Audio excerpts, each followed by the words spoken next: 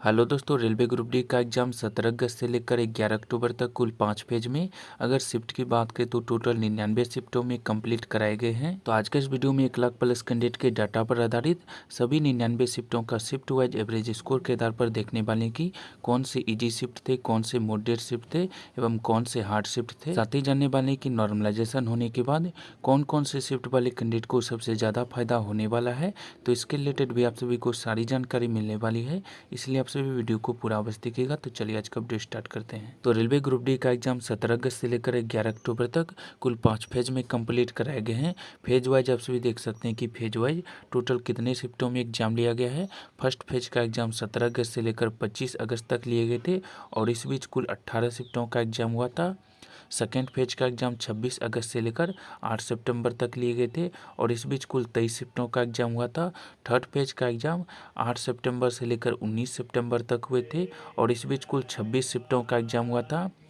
Fourth phase का exam 19 सितंबर से लेकर 7 अक्टूबर तक हुए थे और इस बीच कुल 26 शिफ्टों का एग्ज़ाम हुआ था। फिफ्थ फेज का एग्ज़ाम 6 अक्टूबर और 11 अक्टूबर को हुए थे और इस बीच कुल 6 शिफ्टों का एग्ज़ाम हुआ था। पांचों फेज मिलाकर टोटल 99 शिफ्टों में railway group D exam complete कराया गया है। तो चलिए 1 लाख प्लस कैंडिडेट के डाटा के आधार पर सभी 99 शिफ्टों का शिफ्ट वाइज एवरेज स्कोर के आधार पर देखते हैं कि कौन सा शिफ्ट हार्ड था, कौन सा मॉडरेट था एवं कौन सा ईजी शिफ्ट था। तो सभी 99 शिफ्टों को एवरेज स्कोर के आधार पर कुल 5 तरह के शिफ्टों में बांटा गया है। सबसे पहले आप सभी को ईजी शिफ्ट के बारे में जानकारी देने वाले हैं, उसके बाद ईजी टू मॉडरेट शिफ्ट, उसके बाद मॉडरेट शिफ्ट, उसके बाद मॉडरेट टू हार्ड शिफ्ट और अंत में आप सभी को हार्ड शिफ्ट के बारे में जानकारी देने वाले हैं। जिस भी शिफ्ट का एवरेज स्कोर सबसे अधिक था उन्हें ईजी शिफ्ट में रखा गया है, उससे कम वाले को ईजी टू मॉडरेट शिफ्ट में रखा गया, उससे कम वाले को मॉडरेट शिफ्ट में रखा गया, उससे कम वाले को मॉडरेट टू हार्ड शिफ्ट में रखा गया है और सबसे कम एवरेज स्कोर वाले शिफ्ट को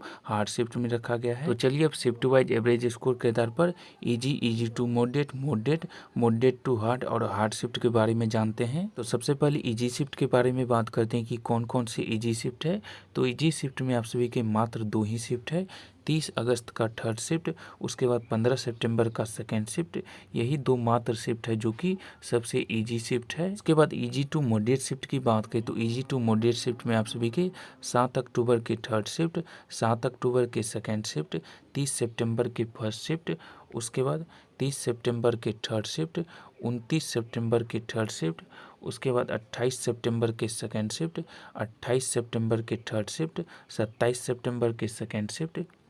उसके बाद 26 सितंबर के थर्ड शिफ्ट, 20 सितंबर के सेकेंड शिफ्ट, 19 सितंबर के सेकेंड शिफ्ट, उसके बाद आप सभी के 18 सितंबर के सेकेंड शिफ्ट, 16 सितंबर के फर्स्ट शिफ्ट, 16 सितंबर के थर्ड शिफ्ट, उसके बाद आप सभी का 15 सितंबर का फर्स्ट शिफ्ट, 15 सितंबर का सेकेंड शिफ्ट, 14 सितंबर का फर्स्ट शिफ्ट, उसके बाद आप सभी का 14 सितंबर का थर्ड शिफ्ट, उसके बाद 14 सितंबर के सेकेंड शिफ्ट, 30 अगस्त का फर्स्ट शिफ्ट, 29 अगस्त का सेकेंड शिफ्ट, उसके बाद 29 अगस्त का थर्ड शिफ्ट, 25 अगस्त का थर्ड शिफ्ट, उसके बाद 23 अगस्त का सेकेंड शिफ्ट। तो ये सभी शिफ्ट आपके ईजी टू मॉडरेट शिफ्ट थे। तो चलिए मॉडरेट शिफ्ट के बारे में देखते हैं कि कौन कौन से मॉडरेट शिफ्ट हैं। तो मॉडरेट शिफ्ट में आप सभी की 7 अक्टूबर का फर्स्ट शिफ्ट, 29 सितंबर का फर्स्ट शिफ्ट, 27 सितंबर का फर्स्ट शिफ्ट, उसके बाद 26 सितंबर का सेकेंड शिफ्ट, 22 सितंबर का फर्स्ट शिफ्ट, उसके बाद 20 सितंबर का फर्स्ट शिफ्ट, उसके बाद आप सभी के 20 सितंबर के थर्ड शिफ्ट, 18 सितंबर के फर्स्ट शिफ्ट, 17 सितंबर के फर्स्ट शिफ्ट, उसके बाद आप सभी की 17 सितंबर के सेकेंड शिफ्ट, 16 सितंबर के सेकेंड शिफ्ट, 15 सितंबर के थर्ड शिफ्ट, 13 सितंबर के सेकेंड शिफ्ट, उसके बाद आप सभी के 13 सितंबर के थर्ड शिफ्ट, उसके बाद आप सभी के 12 सितंबर के फर्स्ट शिफ्ट, 9 सितंबर के थर्ड शिफ्ट, 8 सितंबर के फर्स्ट शिफ्ट, 8 सितंबर के थर्ड शिफ्ट, उसके बाद आप सभी के 6 सितंबर के फर्स्ट शिफ्ट, 6 सितंबर के थर्ड शिफ्ट, 5 सितंबर के सेकेंड शिफ्ट, 1 सितंबर के सेकेंड शिफ्ट, 29 अगस्त के सेकेंड शिफ्ट, 24 अगस्त के सेकेंड शिफ्ट, उसके बाद आप सभी के 24 अगस्त के थर्ड शिफ्ट, 23 अगस्त के फर्स्ट शिफ्ट, 23 अगस्त की थर्ड शिफ्ट, 22 अगस्त की फर्स्ट शिफ्ट, उसके बाद 22 अगस्त के सेकेंड शिफ्ट, 18 अगस्त के फर्स्ट शिफ्ट, 17 अगस्त के सेकेंड शिफ्ट। तो ये सभी शिफ्ट आपकी मॉडरेट शिफ्ट थे। अब मॉडरेट टू हार्ड शिफ्ट के बारे में बात करते हैं कि कौन कौन से मॉडरेट टू हार्ड शिफ्ट हैं। तो मॉडरेट टू हार्ड शिफ्ट में 6 अक्टूबर के थर्ड शिफ्ट, 30 सितंबर के सेकेंड शिफ्ट, उसके बाद 27 सितंबर के थर्ड शिफ्ट, 22 सितंबर के सेकेंड शिफ्ट, 22 सितंबर के थर्ड शिफ्ट, 20 सितंबर के फर्स्ट शिफ्ट, उसके बाद 19 सितंबर के फर्स्ट शिफ्ट, 18 सितंबर के थर्ड शिफ्ट, 17 सितंबर के थर्ड शिफ्ट, उसके बाद 13 सितंबर के फर्स्ट शिफ्ट, 12 सितंबर के सेकेंड शिफ्ट, 12 सितंबर के थर्ड शिफ्ट, उसके बाद 9 सितंबर के फर्स्ट शिफ्ट, 9 सितंबर के सेकेंड शिफ्ट, 8 सितंबर के थर्ड शिफ्ट, उसके बाद 6 सितंबर के सेकेंड शिफ्ट, 5 सितंबर के फर्स्ट शिफ्ट, 5 सितंबर के थर्ड शिफ्ट, उसके बाद 2 सितंबर के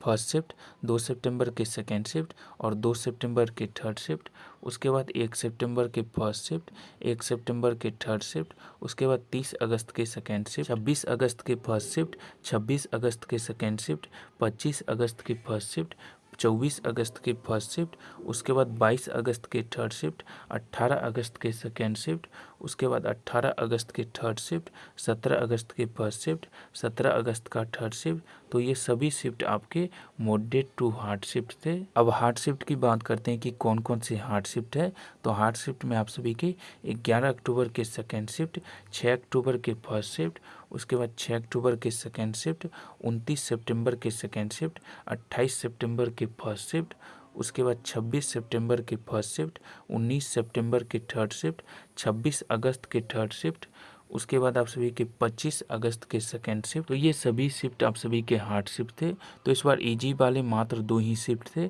सबसे अधिक मॉडरेट और मॉडरेट टू हार्ड वाले शिफ्ट थे। अगर बात करें नॉर्मलाइजेशन होने के बाद किन शिफ्ट वाले कैंडिडेट को सबसे ज़्यादा फायदा होने वाला है, तो नॉर्मलाइजेशन होने के बाद हार्ड शिफ्ट वाले कैंडिडेट को सबसे ज़्यादा फायदा होगा। इस बार आप सभी को पता है कि परसेंटाइल बेस्ड नॉर्मलाइजेशन होने वाला है, तो हार्ड शिफ्ट वाले कैंडिडेट को बाकी शिफ्ट के मुकाबले कम नंबर में भी अधिक परसेंटाइल मिलेंगे। तो अगर आपका एग्जाम हार्ड शिफ्ट में हुआ है और आपके कम नंबर आ रहे हैं तो नॉर्मलाइजेशन होने के बाद पूरा चांस है कि आपका सिलेक्शन पीईटी यानी कि फिजिकल के लिए हो सकता है, क्योंकि नॉर्मलाइजेशन होने के बाद हार्ड शिफ्ट वाले कैंडिडेट के ज़्यादा परसेंटाइल बढ़ने वाले हैं। इसलिए अगर आप सभी का एग्जाम हार्ड शिफ्ट में हुआ है और आपके कम नंबर आ रहे हैं तो आप सभी का अभी भी चांस है कि आपका सिलेक्शन पीईटी यानी कि फिजिकल के लिए हो सकता है। नॉर्मलाइजेशन में सबसे कम फायदा इजी शिफ्ट वाले कैंडिडेट को होने वाले हैं, इससे थोड़ा सा अधिक इजी टू मॉडरेट शिफ्ट वाले कैंडिडेट को होने वाले हैं, और इससे थोड़ा सा अधिक मॉडरेट शिफ्ट वाले कैंडिडेट को होने वाले हैं, इससे थोड़ा सा अधिक मॉडरेट टू हार्ड शिफ्ट वाले कैंडिडेट को होने वाले हैं, और सबसे ज़्यादा फायदा हार्ड शिफ्ट वाले कैंडिडेट को होने वाले हैं। तो जितने भी कैंडिडेट के 40 से लेकर 60 के बीच नंबर आ रहे हैं, अगर आपका एग्जाम मॉडरेट शिफ्ट या मॉडरेट टू हार्ड शिफ्ट या हार्ड शिफ्ट में हुआ है तो आप सभी का पूरा चांस है कि आपका नॉर्मलाइजेशन होने के बाद पीईटी यानी कि फिजिकल के लिए सिलेक्शन हो सकता है। इसी तरह से आप सभी को नॉर्मलाइजेशन होने के बाद फ़ायदा मिलने वाला है। तो चलिए आज का वीडियो समाप्त करते हैं। रेलवे ग्रुप डी एग्जाम के लेटेस्ट जैसे ही कॉल लेटेस्ट अपडेट आएगी आप सभी को वीडियो के माध्यम से जानकारी दे देंगे। इसके लिए लोग चैनल को सब्सक्राइब करें, वीडियो को ज़्यादा से ज़्यादा शेयर करें और लाइक करें। तो चलिए आज का वीडियो समाप्त करते हैं। वीडियो देखने के लिए आप सभी का धन्यवाद।